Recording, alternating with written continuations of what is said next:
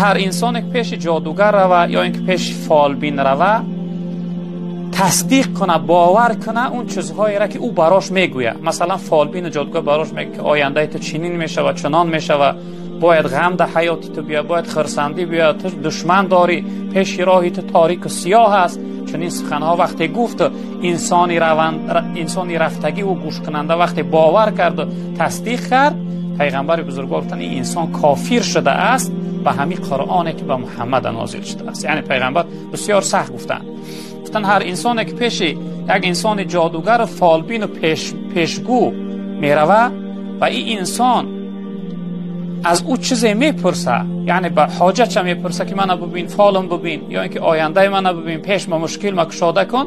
وقتی چیزی از اون پرسید، جناب پیغمبر صلی الله علیه و سلم این انسان تا 40 شبانه روز خداوند یگان عبادتش قبول نمیکنه.